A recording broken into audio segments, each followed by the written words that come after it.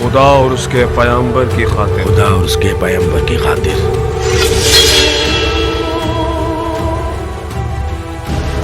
हमने भरपूर कोशिश की कि सरजमीन पर निज़ाम इलाही को नाफिज करें, इस तरह हुकूमत करें कि खुदा हमसे राजी रहे। फिर ये कैसे मनाजिर हैं जो मेरी निगाहों के सामने लाता है।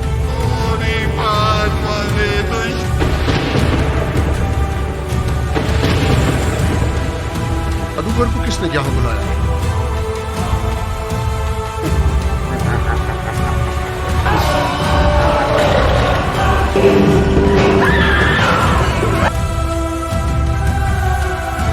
समझ रहे हो मैं क्या कह रहा हूँ?